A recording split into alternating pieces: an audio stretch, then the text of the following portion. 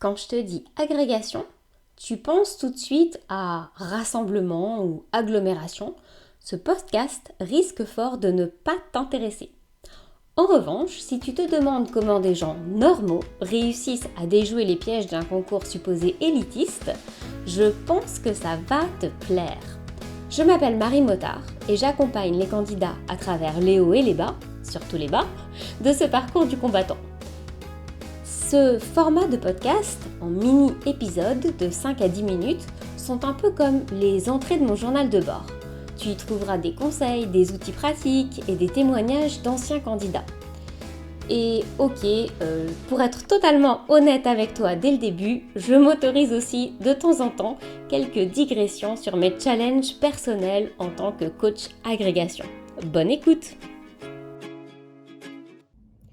Quand à 32 ans j'ai décidé du jour au lendemain de devenir prof d'anglais, je sautais sur toutes les occasions de parler avec un locuteur natif. Donc littéralement, à chaque fois que je rencontrais quelqu'un dans n'importe quel milieu, dans n'importe quelle occasion, qui parlait anglais, qui était américain, australien, britannique, peu importe, tout de suite je switchais en anglais pour pouvoir pratiquer. Et justement, quand j'allais donner des cours de gym suédoise, parce que j'étais à cette époque animatrice de gym suédoise, je croisais une expat américaine qui s'appelait Lisa. Et donc évidemment, j'arrivais super en avance pour pouvoir pratiquer avec elle. C'était l'époque où je venais juste de décider, pendant les vacances d'été, de me remettre à l'anglais pour passer le CAPES, puis la grecque.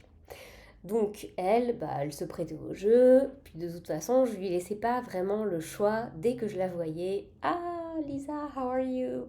Et c'était parti.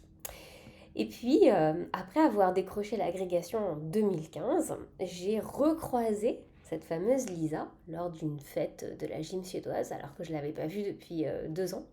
Et puis, elle m'a avoué ce jour-là qu'elle n'en revenait pas, parce que, évidemment, comme je l'ai vue, j'ai profité de l'occasion pour lui parler anglais.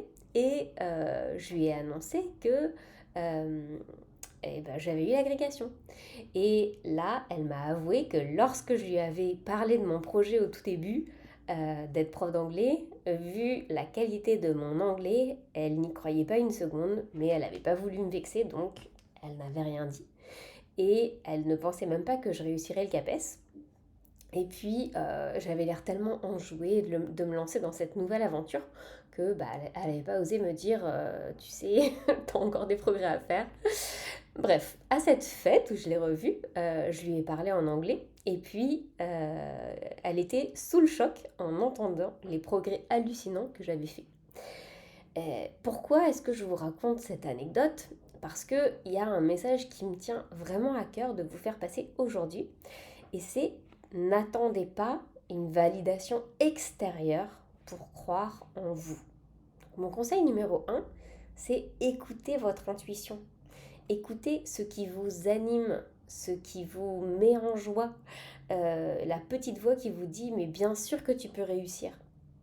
Et le conseil numéro 2, qui va avec évidemment, c'est d'arrêter de demander aux autres ce qu'ils en pensent. Parce que si vous commencez à recueillir les avis de tous les gens qui sont autour de vous, déjà personne n'aura le même avis. Donc ça va être à peu près un 50-50. Même si les gens qui vous donnent leur avis sont sincères, ce qui n'est pas forcément vrai, et vous serez toujours pas, vous serez pas avancé parce que vous aurez un 50-50 devant vous. Donc en fait, je pense qu'il faut apprendre à s'écouter et à voir comment est-ce qu'on s'anime quand on commence à parler de son projet, de reprendre l'agrégation. Si vous êtes là aujourd'hui, c'est qu'il y a une petite partie de vous qui sait que vous en êtes capable. Et cette petite voix intérieure, vous pouvez décider de lui laisser de la place pour grandir et s'épanouir. Donc il faut la nourrir au lieu de l'étouffer. Et si elle avait raison? Toujours la phrase que je me pose. Alors c'est vrai que moi je suis plutôt je suis plutôt dans le genre agir et après d'abord j'agis et après je réfléchis. Alors que mon mari à l'inverse, il réfléchit très longtemps avant d'agir. Donc à nous deux, ça fait un certain équilibre pour notre couple. Mais bon, revenons-en à cette petite voix. Même si ça m'arrive de me tromper, évidemment, comme tout le monde, mais je préfère garder mon mode de fonctionnement, d'aller vers ce qui m'attire, ce qui m'anime, ce qui me met en joie, parce que dans la globalité, je réussis à atteindre mes objectifs et à aller au bout de mes projets, parce que justement, j'écoute cette voix intérieure et je me mets en mouvement pour atteindre mes objectifs. Pour vous, j'aimerais que vous vous posiez une question clé et que vous y répondiez par écrit. Qu'est-ce que ça vous coûte de croire que vous en êtes tout à fait capable? Il faut prendre 5 minutes pour faire cet exercice par écrit et je vous garantis que ça va vraiment vous délester d'un poids et vous ouvrir les yeux sur vos pensées limitantes. Et d'ailleurs, je vous encourage à m'écrire les pensées que vous aurez mis au jour à coaching@marimotard.com et comme ça je pourrai échanger avec vous. La plupart des candidats n'osent pas écouter cette voix intérieure parce que ils se disent que si ils osent y croire et qu'ils sont déçus parce qu'au final ils ne l'ont pas ou ils l'ont pas du premier coup ou pas comme ils l'auraient souhaité, eh bien, ils vont avoir une douleur émotionnelle, la déception, la tristesse, l'effondrement. Ça va ébranler leur confiance en eux. Et c'est la raison pour laquelle il y a beaucoup de candidats qui me disent bah, moi j'y suis allée pour voir. En fait, ils ne veulent pas prendre le risque d'y croire parce que s'ils prennent le risque d'y croire, plus ils y croient et plus ils prennent le risque de tomber de haut si ça ne marche pas. Et le paradoxe, c'est que pour réussir, il faut y croire. Et plus on y croit fort, et plus on va avoir ce drive qui fait qu'on avance, on continue à avancer, même si on se heurte à des échecs. C'est le fait de continuer à y croire qui va vous aider à garder le cap. Donc, ce qui est assez difficile, c'est que on a tendance à attendre la validation extérieure, par exemple de nos profs ou de notre IPR. Souvent, les candidats me disent ah, ce qui m'a décidé, c'est que j'ai eu une visite, c'est pas conseil, un PPCR, un rendez-vous de carrière avec mon IAIPR et cette personne m'a conseillé de passer l'agrégation. Elle vous connaît sans vous connaître. C'est une personne qui a passé 1 heure avec vous et vous décidez de lui faire confiance pour choisir de croire en vous. Alors que vous avez passé toute votre vie avec vous et donc vous avez beaucoup plus d'éléments pour vous faire confiance. Donc essayez de vous dire que ce n'est pas un hasard si votre intuition vous pousse à aller vers l'agrégation, si ça fait plusieurs fois, plusieurs années, vous voyez des signes comme quoi il faudrait vous lancer, ça c'est votre intuition qui vous parle et qui vous pousse à aller vers ce projet.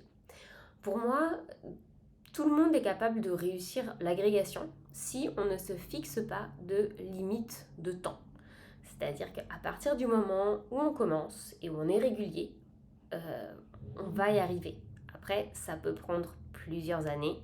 Et la plupart des candidats, en fait, qui n'y arrivent pas, c'est juste qu'ils abandonnent trop tôt. Ils abandonnent soit en cours de la première année, soit parce qu'ils ont d'autres choses qui viennent prendre le pas et prendre la priorité sur ça dans leur vie. Mais en réalité, si on s'organise et on met toute son énergie et son temps dans ce projet, c'est un projet qui est à la portée de tous et de toutes. Donc j'aimerais vraiment que vous réfléchissiez à ça, à savoir pourquoi est-ce que j'attends la validation des autres pour me lancer alors que je n'ai besoin que de ma permission à moi et de croire en moi. Et ce qu'il faut se dire aussi, c'est que on a tendance à juger notre capacité à avoir la grecque en se basant sur des éléments du passé. Jusqu'à présent, j'ai été capable de faire ça, ça, ça et ça. Et donc, on fait un diagnostic en regardant notre passé et en se disant, eh bien, oui, c'est possible pour moi, ou non, c'est pas possible, j'ai déjà eu du mal à avoir le CAPES. Mais ce qu'on oublie complètement de prendre en compte, c'est la progression. En fait, c'est sûr et certain que quand on met tout son cœur, son énergie, son temps dans un projet, on va énormément progresser. Donc, faire des pronostics à partir de données de base qui sont fausses, eh bien, ça fausse complètement les résultats et la validité du pronostic. C'est pour ça qu'il ne faut pas faire des pronostics sur nos capacités actuelles, mais plutôt essayer de se projeter et de voir les capacités qu'on est capable de transférer depuis d'autres domaines de sa vie ou de développer. Par exemple, c'est tout à fait possible quand on est sportif de transférer toutes les compétences émotionnelles qui relèvent vraiment de la performance sportive, la régularité, la résilience, le goût de l'effort, à ce projet intellectuel qui est l'agrégation. Donc, il ne faut pas minimiser les accomplissements qu'on a pu avoir dans sa vie d'ordre personnel, parce que ces compétences-là, qui sont transversales, vont être très très très importantes pour réussir l'agrégation. Donc le mot de la fin, ça serait d'écouter votre intuition et d'arrêter de demander aux autres ce qu'ils en pensent et de vous demander à vous, au lieu de vous dire je vais peser le pour et le contre, demandez-vous plutôt, ok, quelles sont les compétences que j'ai qui sont transversales et qui vont m'être utiles pour avoir l'agrégation et pour construire sur ça. Au lieu de vous demander ce qu'il vous manque, demandez-vous plutôt qu'est-ce que j'ai déjà.